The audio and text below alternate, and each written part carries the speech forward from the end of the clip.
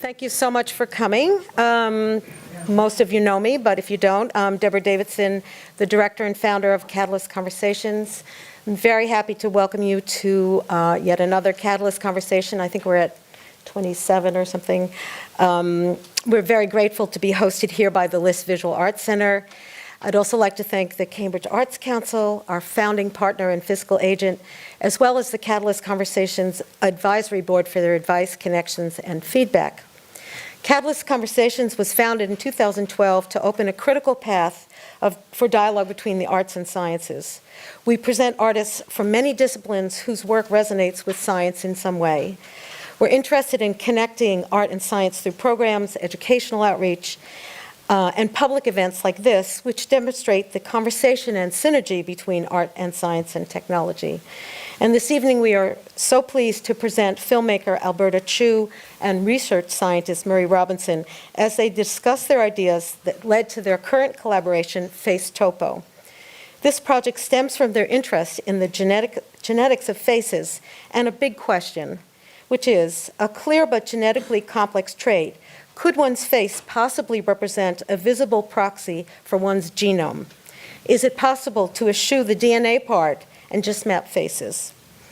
They have set out to build a taxonomy of human adult faces by conceiving a global citizen project to crowdsource 3D face data from users via a mobile app.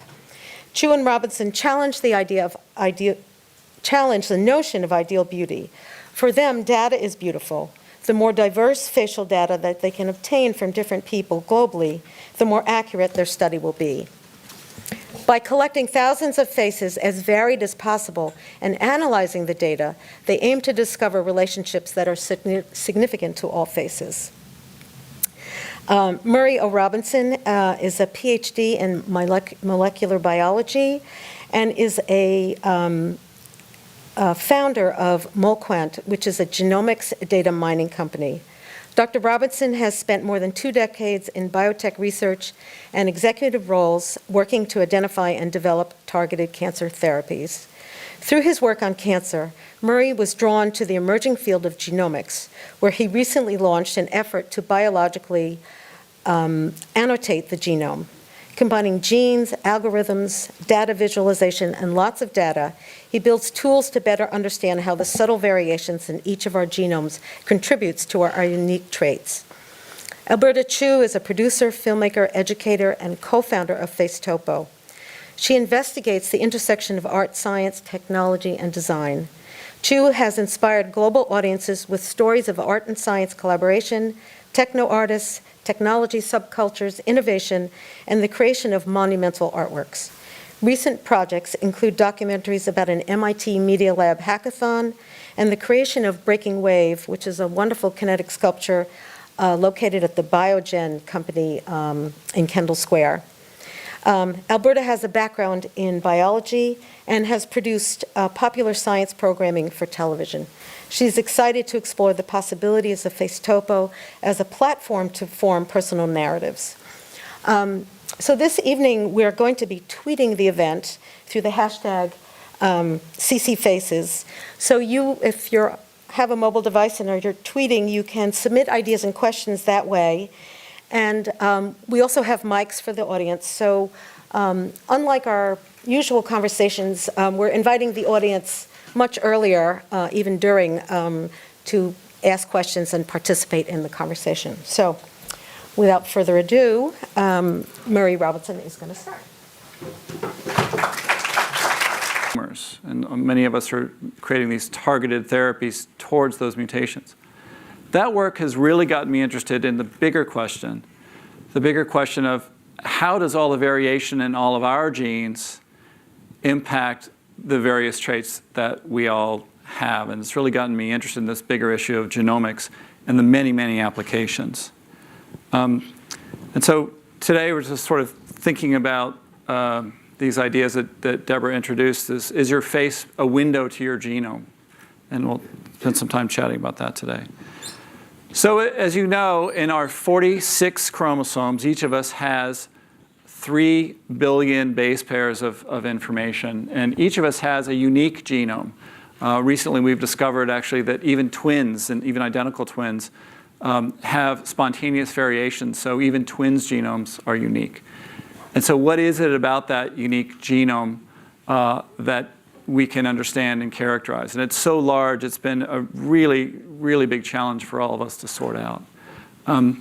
Although we're not in any way genetically predetermined, there's an enormous amount of information that resides in our genes, information about our health, our physical characteristics, even our behavior. So many of us now are trying to sort out how can we relate those gene changes to any of these physical traits. Now, the genome has been around a while.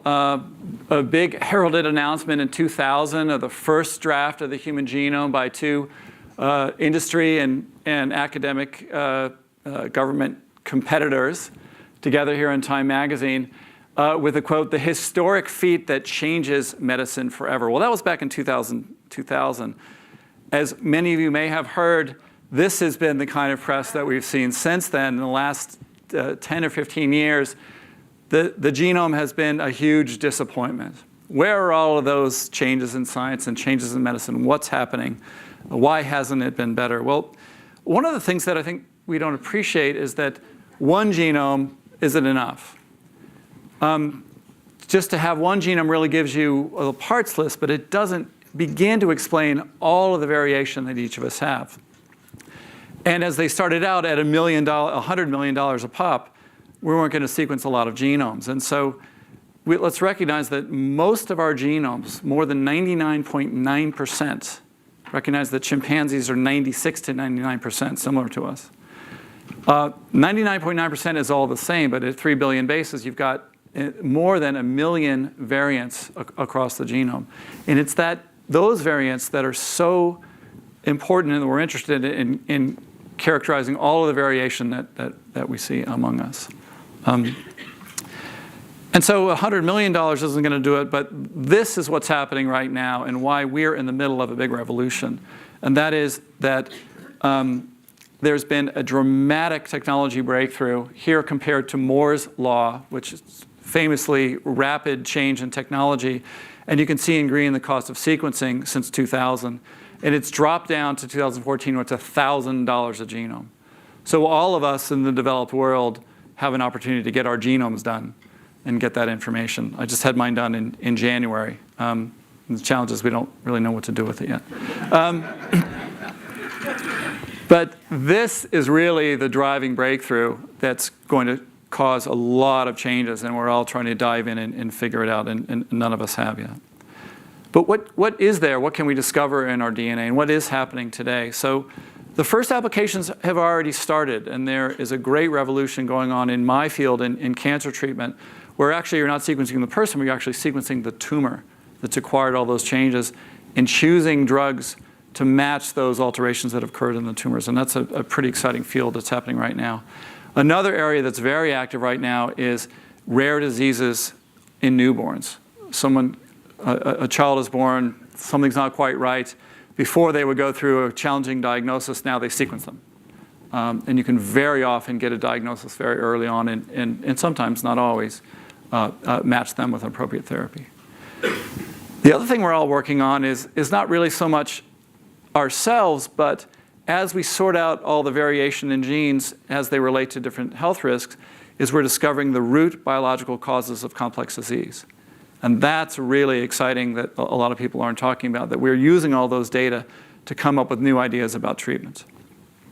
The first of those, an antibody to a drug called PCSK9, a protein called PCSK9, is actually coming out now and launching. This is the first genomically derived target. But many of us are working on those challenging complex diseases, Alzheimer's, Parkinson's, ALS, autism, and others. The last is something that we'll talk about the rest of the day, and that is that the characterization of the massive amount of human variation, really from a curiosity and interest point of view. And that brings me to the personal part of the story, and that's my brother, Kelly. So I grew up with Kelly. He's always been part of our family. It took me a while to realize that not every family had someone like Kelly in them. Kelly was born in 1958. He had developmental delay. We used to call it mental retardation. He's got a really impressive monobrow, which you can actually kind of see there. I have a little one, but not as good as his. Other features that aren't really our family, very prominent jaw. He's a gregarious guy, great sense of humor, very mischievous. He's fascinated with anything that has a plug or a switch or batteries, which is really interesting, but that's the subject of another talk. He was 40 before they figured out through genetic testing that he actually had a genetic syndrome, that he was missing one copy of one gene called RAA1. And that gave him all of these features. That one gene could have this big effect. And then what got me into tonight's topic was there are many features. I hadn't appreciated these because Smith-Magenis syndrome was very rare. That there, a great morphologist, Peter Hammond, actually took photographs of many, many Smith-Magenis individuals, including my brother Kelly, and then created the average Smith-Magenis face. And when I saw this paper, I was absolutely shocked. These are young faces. This is what my brother Kelly looked like at age 8. And so I immediately could recognize my brother in this average face. So here's this gene also that in one copy is giving you a very, very distinctive face. And so that's not the only one. There are many, many. I think we all probably can recognize Down syndrome, which is a whole chromosome. But it has a very recognizable face. But there are many other single gene syndromes that also have very recognizable faces. And the community has been characterizing these, and actually this is a whole series of faces. Many are sort of cute and cherubic faces that we actually can recognize in lots of people. And yet these are all distinctive faces driven by single gene changes. So it really has this idea that we're beginning to sort out a whole bunch of genes that really can have a big impact on faces. And right, these syndromes typically have a big complex set of phenotypes, but we're also learning that these phenotypes are really represent probably the extremes of normal phenotypes. And so the one example we all know about is a gene called PAX3, where there's a syndrome called Waardenburg syndrome that gives you a particular face, these sort of wide eyes, wide ridge with a sort of a buttony nose. This gene has also been found to control those same features in the normal population. And so I always wonder, I go on the internet and look and see who's that. And so I wonder if maybe Kate Hudson and Owen Wilson might have the PAX gene variants. And I think this is the kind of thing that we'll be able to look for and find out there. And so this has really gotten me very interested in faces. And faces, because from a genetic point of view, faces are one of the most genetically determined complex traits. You know, in twins, that they're really difficult to tell apart. Although there's a little bit of trick in this. So on the left-hand side, these are identical twins. And you can see stark similarities and subtle differences if you look carefully. What's fun about the right-hand side, and you can kind of get a hint because there's a male and female here, is that these are unrelated individuals that have very similar faces. And there are only so many ways to put a face together. And so, we all see doppelgangers in similar people. So I think there's a real opportunity here to look at the complex genetics or complex organization of faces and try to figure out how we're all put together. So what have we done so far as a field? Can genomics help predict faces? Not yet. There's been quite a lot of work done so far, but we just have the very beginnings of understanding. Probably the best data are from those genomic syndromes I showed you. And so here are 5 genes that have a very modest effect on particular face shape. So we're not going to be able to do what's been popular in the press lately about taking a piece of chewing gum and figuring out what that person looks like. Now, that's probably coming, but it's going to take a while. So this is something I've been very interested in. And so with the company MoleQuant, we're doing data mining. We developed a whole set of tools and algorithms and visualization approaches to look and organize genes and map the biology of genes. And here's just the one visualization tool where these little squares of islands of genes all going along here are all describing all these very specific different biologies that we've mapped at MolQuant. And you can see that by and large, they're all doing their own thing, and they're not kind of crossing with each other, suggesting that the biology is similar. These are all very distinct biologies that we can map. And so we'd like to look at faces, but first as sort of a positive control, let's look at something that really has a nice relatability. If we take that same type of plot and look at genes, networks of genes that are involved in heart disease, inherited heart disease, which we know is about muscles and cardiac genes, you see this big blob of a big island where these genes are all networking together. So we really have a good sense that this biology is about muscle and how muscle works or doesn't work in heart disease.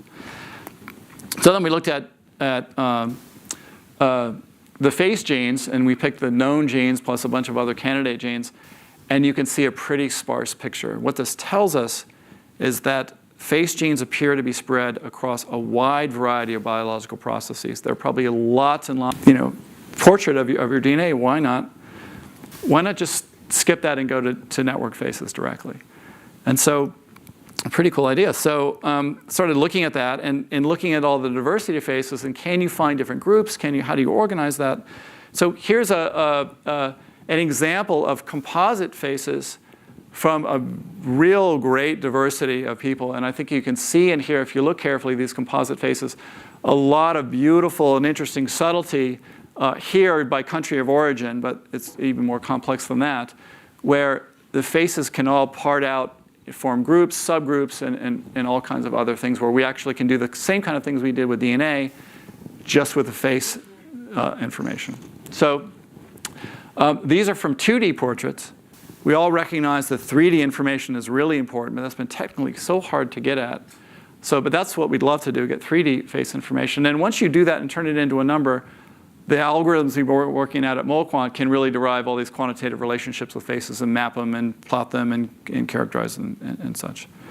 Well, what have some other people done with this? Well, I found this on the internet because people haven't done much of this work yet, but here's an anthropological project about the Bayon Temple at Angkor Thom in Cambodia, where the King Jayavarman VII had 35 of his heads carved into the temple, so they're all him and they all look like him. So the anthropologists thought that was kind of interesting and talked about that. Here's a sort of a close-up of some of them where this nice benign deity figure is kind of staring down out of the temple.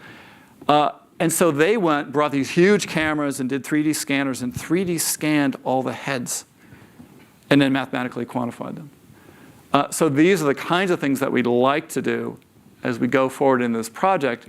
It's going to require some good 3D data, and we'd love to figure that out. So here's an example of all the 3D reconstructed heads. And sure enough, they formed 3 different groups that, interestingly, and noted by the authors, separate by time. So what they think they're probably looking at is the artist. And they're thinking of the hand of the artist. And as they drew these over probably several decades and created these stone figures, that they had subtle differences. And so you can do really interesting mathematical correlative examples if you've got good data. So we're interested in this project, and I'll have to turn this over to Alberta, and I just want to leave one last thing. I mean, about this diversity and complexity and interesting stuff, I think that really curious about what kind of facial kinship will we find. So we've got President Obama in the middle. This is Bronx Obama on the left-hand side, and this is Indonesian Obama on the right-hand side. So a real diverse set of sort of ancestral backgrounds can all come together and create recognizable faces. So thank you for that part. And Alberta's going to come up and do the art side of that, but also really continue on with the collaboration that we're doing now. We'll do monkey faces after we do people. So Alberta.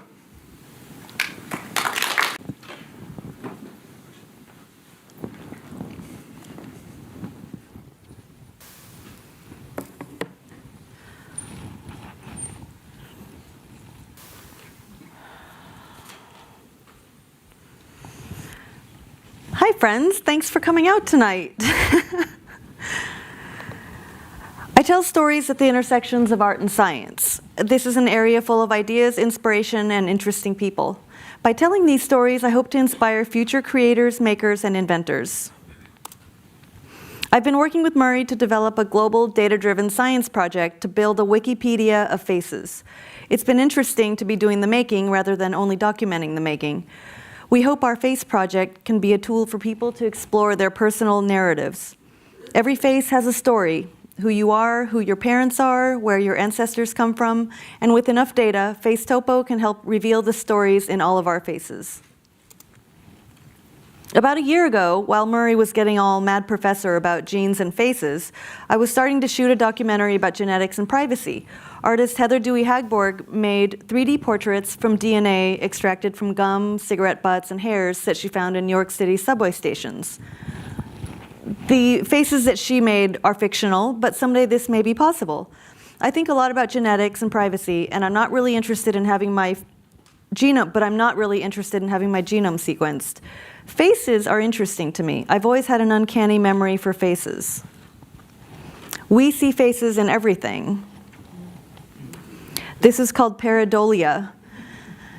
In 2007, this very special grilled cheese sandwich sold on eBay for $27,000. See the Virgin Mary on it? Oh wait, where's the laser pointer? Seeing a face activates our brain. Functional MRI imaging shows a specific region of the brain lights up when a face is seen. There are obviously evolutionary advantages in being able to recognize friend from foe instantly. Babies prefer to gaze at the image on the left. For artist JR, faces are a tool for activism. The French street artist takes advantage of the power of the face. Enormous faces draw you into his global inside-out art campaign. Activists send in their portraits. JR prints them in a large format, and the activist makes giant installations of faces to call attention to issues.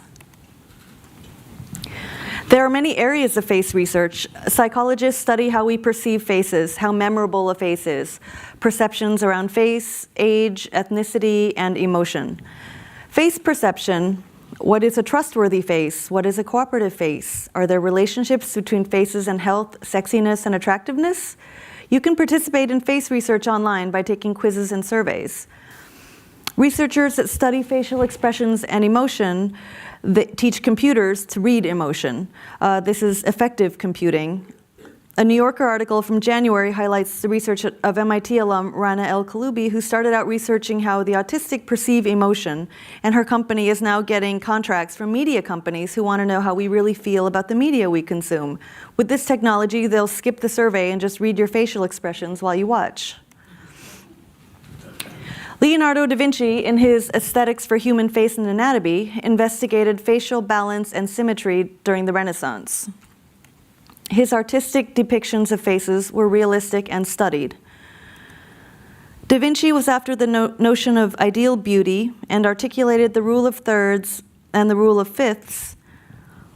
Horizontally, the face is divided into equal thirds, and vertically into equal fifths, roughly the width of an eye. Now we have websites that will analyze the symmetry of your face and give you a beauty score. Brad Pitt gets a 6.48 out of 10. His nose is too wide for his face width, and his eyes are too close together, according to this website called Anaface. After Da Vinci, artist Albrecht Dürer gave us face transforms. You can see how skewing the grid alters the shapes of facial features. Dürer's face transforms influenced Darcy Thompson, who wrote the seminal text on growth and form in 1917. In a chapter entitled The Comparison of Related Forms, Thompson explored how differences in the forms of related animals could be described by relatively simple mathematical transformations. Faces appear throughout the history of art. Leonardo da Vinci, Giuseppe Arcimboldi, Salvador Dali. Artist Chuck Close has prosopagnosia, also known as face blindness. At MIT's Lab for Vision Research, cognitive scientist Pawan Sinha researches facial recognition, learning, and learning to recognize. Understanding how we learn to recognize faces, then teaching computers how to recognize faces. The computer sees a landscape. Dark and light areas form a pattern. Facial recognition is quite an advanced industry used by law enforcement and now being perfected by Facebook and Google. We can recognize a face even when it's very, very blurry. Does anyone recognize his face on the left? There you go. The other day, The other day I noticed a new feature in Google. You can now put a photo into Google image search instead of typing words. I don't know when that showed up, but it doesn't work so well for faces. This is what I got when I put my picture in. They seem to be matching the lighting and angle, but that's about it. A lot of times the computer only sees contrast between light and dark. And you can see how different lighting makes this person look so different. It's the same guy in all three pictures. So how do we study facial phenotypes? Facial recognition is two-dimensional, but we are interested in quantifying, not just recognizing faces, so we must work in 3D. You can find fancy 3D cameras that move around your head at the dentist's office. A group of orthodontists have published a population genetics study looking at facial morphology in 5 populations.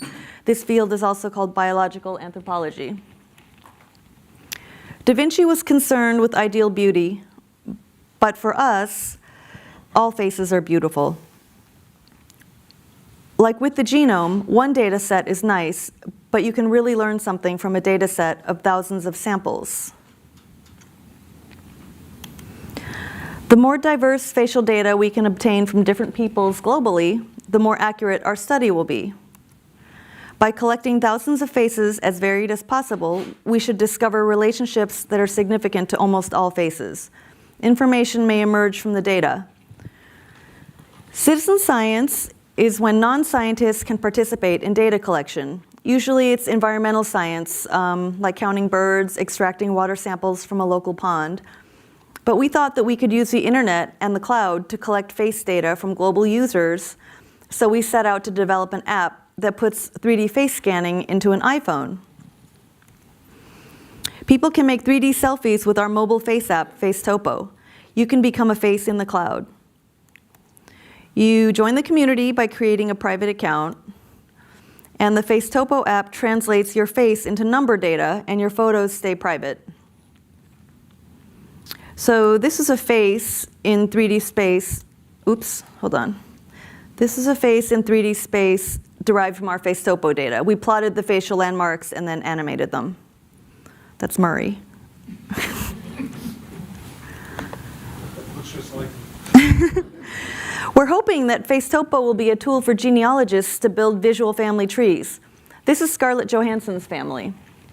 You can see the family resemblance in their noses. We could only find multi-angle shots of the celebrity in the family, so we weren't able to do FaceTopos for them all. To make a FaceTopo, you need multiple angles of a face to bring the photos into 3D space.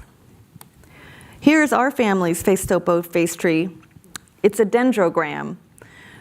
So similar data groups go together in clusters. The shorter the stems are, here, where's that laser pointer? Okay, so the shorter these stems are, the more similar the groups of data are. So you can see in these stripes, if you squint your eyes, you can see that these 3 are kind of more similar than the rest of them. These are the Chu family. That's me and my sister. So it forms a tree with branches based on mathematical similarity of data. And the Robinsons are to the left. So we did our kids for fun too. Both of them group with Murray. That's here and here. But they are kid faces. FaceTopo is for adult faces over age 14, as faces undergo changes during puberty. Anyhow, this is just an in-progress look at our data. We are still working to optimize accuracy.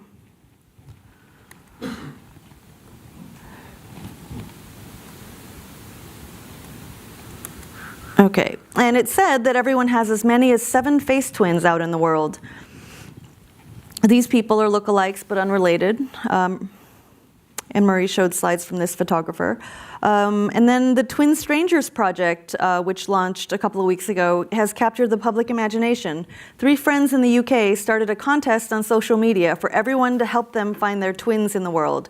They got tons of submissions, like people submitted photos and emailed photos to them. The girl found her doppelganger from a town an hour away from her own town in Ireland.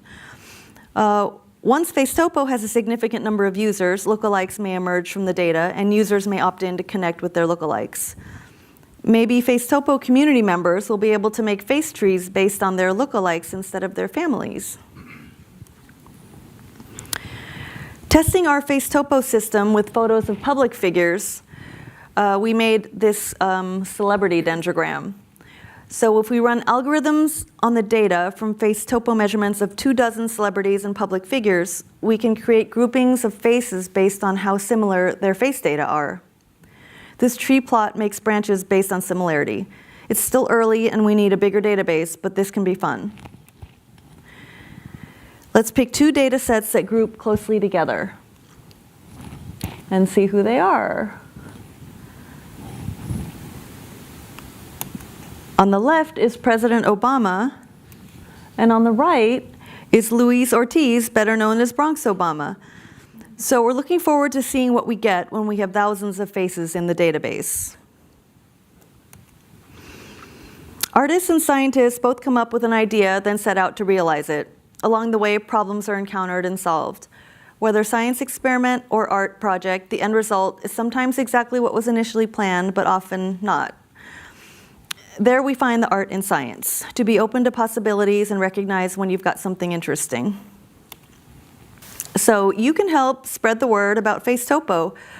We're starting to sign up beta testers, so we'll be ready to test it in May, and you can register now on our website by giving your email, and we'll let you know when it's ready. 3D animators, programmers, and game developers to build and test the app. Thanks to team engineers, Dave Strickler, Barry Fox, Connor Stone, Gordon Larson, and our designer, Deanna Ewers, and all of our friendly testers. Thank you.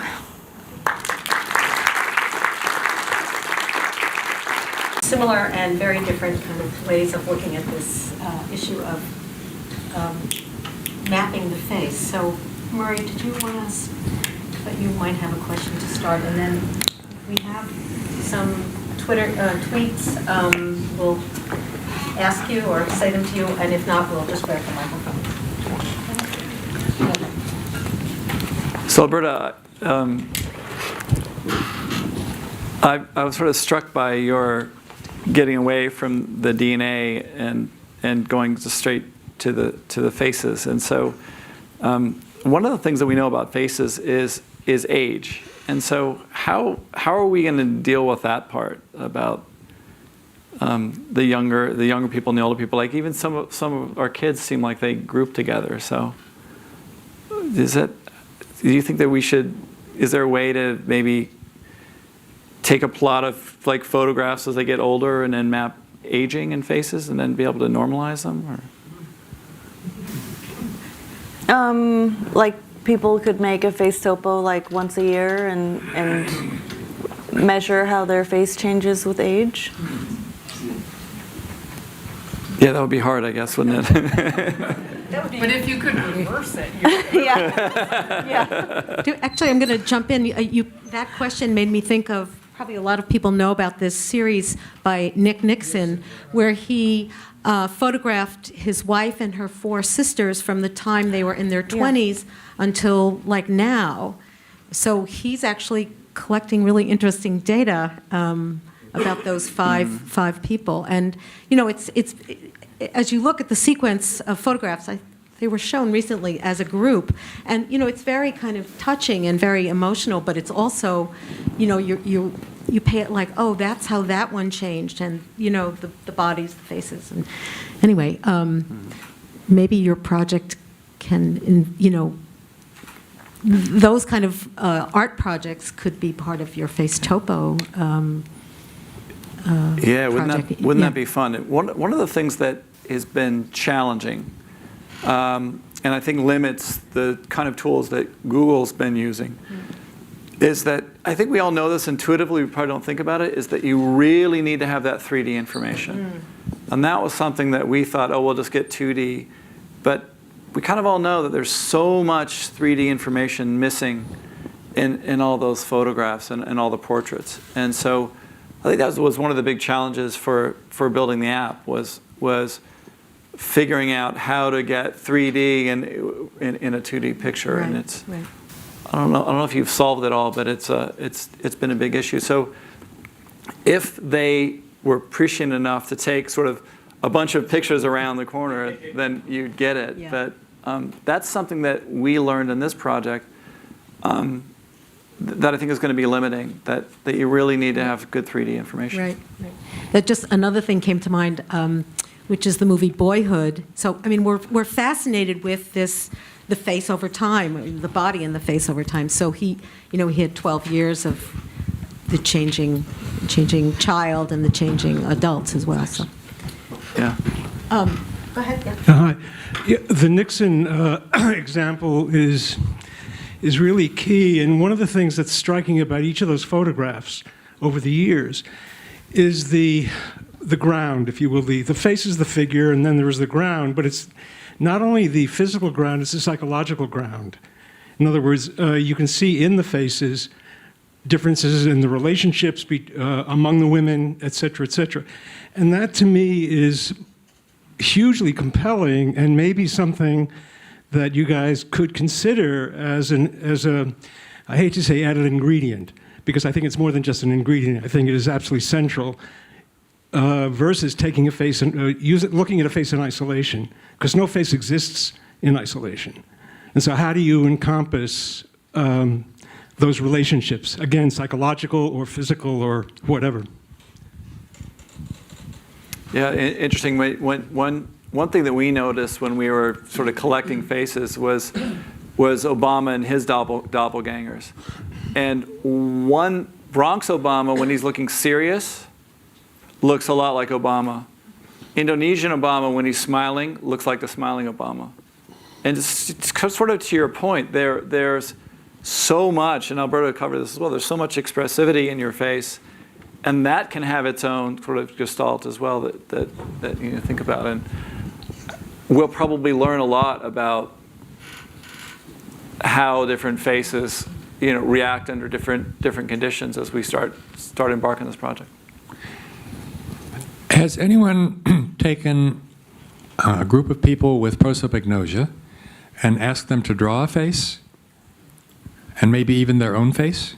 I mean, could they be like the person who has a stroke, can't speak, but can sing? Is there a separate part of the brain for each of these functions? Does anyone know? I have no idea. Interesting question. Well, people who have prosopagnosia can see things and recognize objects, but it's just faces. Like when I learned that Chuck Close had it, it kind of made sense. I've always loved his work, but the way he portrays faces is, different, and it kind of makes sense that he has this. Well, from what Oliver Sacks says, though, it's not just faces. Oh, okay. It's any object, and some people have only faces, and some people can't recognize their house or a difference between two cars, and it has something to do with the way the brain constructs structures. And there are probably a whole bunch of synaptic genes that are variant in people. That that's my other life. Yeah. Maybe. Well, anyhow. I'd love to know what the genetics of prosopagnosia are. Yeah, I think this one works, so yes.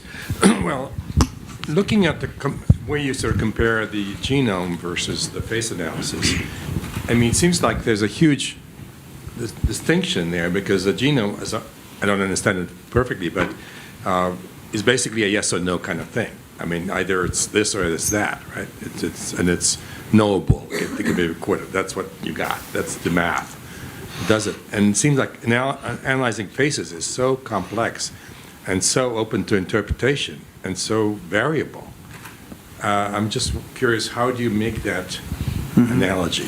Yeah, for me, the connection was with the genetic faces.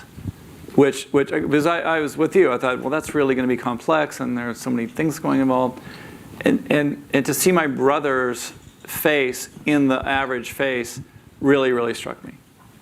And so I think he looks like me, but because of this single gene change, he actually looks like a Smith-Magenis person, and so that's what got me with the connection between the two. A couple of other things. There are 19,500 genes. There probably are going to be 2,000 genes that are involved in your face shape.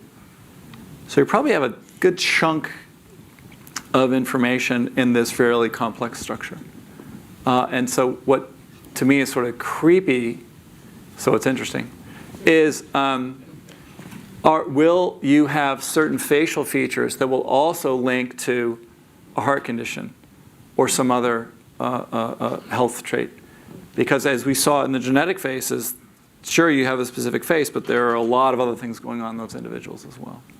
So I would absolutely agree that a face is not your genome, but these examples that I'm alluding to were striking to me in terms of the relationships between the two. Question, are you going to make the data available, first of all? And also, are you collecting other data like disease history or temperament so you can make some correlations? We are not collecting any other data besides faces. Okay. We kind of want to stay away from that. I think it would be really interesting. Would it be more useful then in terms of actually making some predictions, or particularly for the stuff that you're working on? I think we're very concerned about a couple of things. So a lot of people are doing big, heavy studies with lots of people. Gelsinger's doing a huge bunch of people. Human Longevity wants to do 1 million people. The UK is doing 100,000 people, all linked with that. UCSF and Kaiser are doing a huge study. So a lot of people are doing these genes plus health information, and that's going to be a solid data set. But you want to be deadly serious about that. I think one of the things that I like about this project is it's a little bit lighter. It's maybe not so deadly serious. And I think I'm blind to this, but Alberta always reminds me that, a lot of people think genomics is kind of creepy. I think, oh, really? And so I think this helps us do something a little bit lighter and a little bit more fun. Will you make it available? Will it be open source somehow? Or? We haven't thought through all of that. We want to be sensitive to privacy, so we'll use that as a guide. You may have seen recently that actually Jan Verlik, who was here at MIT, he's down now at New York Genome Center, he was able to hack people's identity from their DNA. So I think I think we should take that seriously. So we'll use that as guides as we figure out how to make data available. Because we love the idea in terms of the science project, and open source would be great. Or art projects. Yeah. Do you have plastic surgeon on your team? We thought that we were going to make that a checkbox. Yeah. We didn't hear what that was. What was Oh, he said, do you have a plastic surgeon on your team? So we were wondering, could you identify the plastic surgeon by what kind of nose someone has if they got, Great job, you guys. So I'm sitting here trying to think of a way to help you collect your face data. I mentioned this earlier to you. I have a Windows phone, so I can only speak to the way my Windows phone works. But there is an app that I can take what is that called when you take a panoramic photograph? Thank you. And it has a little guide so that as you move around to take the picture, it syncs up with the level of where your photo was taken.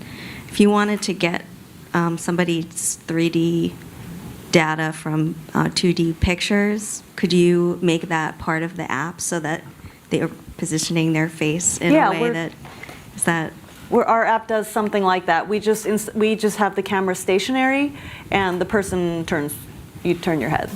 There's some really cool apps, 123D Catch, there are probably a dozen of them, that will recreate 3D images. It's really popular now with all the 3D printing. And faces are particularly hard. So we can make 3D faces with some of these kinds of scanning and stitching techniques, but they're always sort of weird and wonky. We thought that's how we were going to do it at first, and we couldn't get, everything was a little distorted. That's coming. I think 3D cameras are coming in phones soon. If I look at male celebrities, they have, I don't know if I'm right about this, but large heads and small bodies, and I think it has something to do with being photogenic on camera, maybe how the camera works, or maybe. So our idea of celebrity might come from something that's nothing to do with genetics. And on top of it, a person's face might have all the years of experience, good or bad, in their lives that then express themselves on their face. So I guess how do you distinguish genetic features from cultural things that we think about in faces, and also experience that plays itself out on the face? Yeah. Well, I think as we collect more data, we're going to probably find like a kind of an optimal age window, kind of where the read of the face is kind of more accurate. But we'll have to see. I think as we collect more data, we're going to probably have surveys on the website to see who we're getting the faces from, and that hasn't. We're not there yet because we don't have. So Yeah. Yeah, I would agree. We're curious about that. Weight may have an impact. I think we have a lot to learn about this, and I think we'll collect the data and watch as things develop. Do babies provide better information because they don't have all that baggage of experience? Our taxonomy is the next for project. human adult faces, so that's age 14 and up. Yeah, we'll do. I was going to do monkeys first. Maybe we should do babies next. Yeah. I have a couple questions and a few comments. First of all, there was a comment made that the genome is what it is, but in fact, the genome is actually genetic potential. It is not the blueprint. It is the potential, which is modified by combinations of genes, by epigenetic factors, by environment. There are a lot of things that can really change the outcome, what we see as the phenotype, the observable self. Okay, so that, I think, understanding the complexity of the genome is important too. And I don't see how there's going to be one age where you get a good read. You know, we all know that faces age, collagen changes, people become heavier, they lose weight, there's stress. I mean, all of those features are interesting in putting together the entire picture of a person throughout the arc of their lifespan. And just one more question. I'm trying to grapple with, I'm a scientist, as geneticist, as you might be able to tell. I'm trying to grapple with what it is you're trying to accomplish scientifically with your faces, because as you said, there are a number of different genes which are responsible for the morphological characteristics you see. There's collagen, there's bone, there's muscle matter, there's the epidermis. I mean, and then all the developmentally regulated genes, not to mention the eyes. So what do you think you're going to accomplish with this kind of very broad mapping project? Yeah, we think, why do the Peruvians and the Tibetans look similar? Why does our friend's Navajo friend always get pegged for being Chinese? I think there's a lot of really interesting diversity just in the face information. In terms of the genes, several things you talked about. In terms of the genes, it's certainly going to be very complex. One of those nice clusters there was extracellular matrix, which is really nice. So you get the fibrinogens and fibrillins and collagens. So that's going to have one part. A whole other chunk of that are all the histone modifiers. So you'll get a lot of those sort of genetic programming sorts of things. So remember, we're going away from the genes, and I know a lot of people are working on that. It's going to take a long time, if you can see from the data. That's, I think, more of a sort of a scientific interest at this point. But what we like, this sort of characterization of the world's faces, and I think that it will just, to me, I suspect what we'll find is we'll find a very rich diversity in a big tree of information that we'll see. And I suspect that what we'll see in faces is a lot more complexity than people have been able to look at heretofore in terms of ancestry and subtypes and other versions, especially as we all get more and more admixed. So that's what I'm hoping will come out of it, is a sort of a big cloud of information. You can see how you and your family and different people fit into that. Certainly in terms of genomics, and I need to be very cautious about this. I mean, my favorite conference name is George Church's GET conference, right? Genes, environments, traits is GET conference. And I think that we all need to remember that genes do have an influence, but there's one, there's a lot that's not genetic, and even if it is genetic, there's a lot of environment involved. I think we all need to remember there's a huge amount of room for environment. So, Murray, I have a tweet from Cash for Your Warhol, who, it's a question to you, Murray. What was the most surprising thing you learned from having your genome sequenced?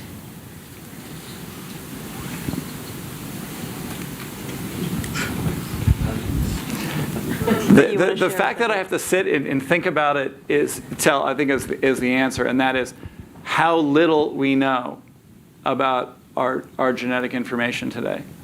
I have a risk for a Mediterranean fever virus, which I'd never heard of. I had to look it up. And that was sort of the scariest thing that was in my genome. And I know I have some other sort of traits and frailties that they didn't show up there. And so I think that's what was most surprising, how little information we know about our genes. So I think we have time for like one more question. Anybody? Yeah. Hey guys. I'm gonna give you my. Okay. Oh, it's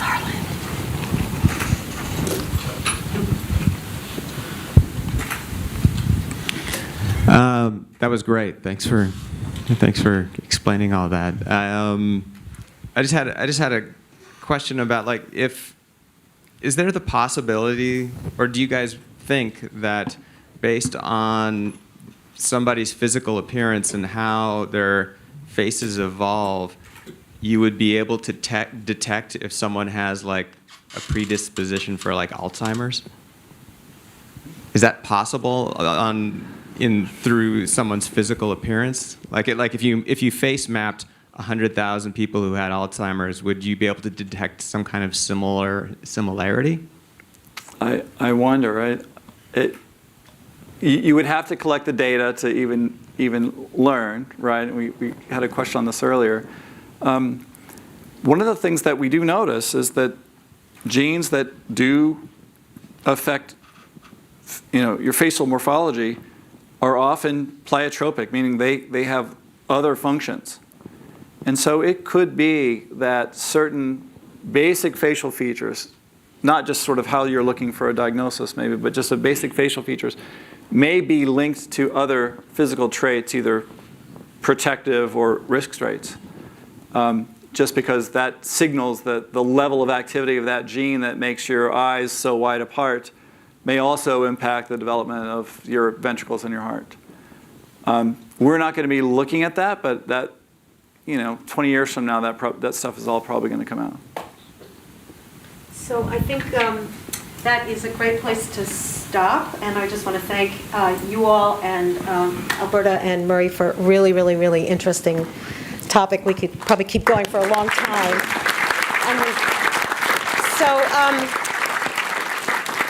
We can continue the conversation. As most of you know who come to Catalyst, we'll have a little reception out in the lobby. And I want to tell you about our next event, which will be May 13th at the Central Square Theater. Novelist and physicist Alan Lightman, whose book, Mr. G, is now being produced into a play over at Central Square Theater. And he's going to be talking with Jeff Lieberman, who's a scientist, artist, actually the maker of Breaking Wave, which is an amazing piece of sculpture. Anyway, they're going to talk about the possibility of art being a way of linking, or that's the question, religion and science, sort of through art as a bridge. So I welcome you to come to that and stay for the play as well. So thank you very much for coming.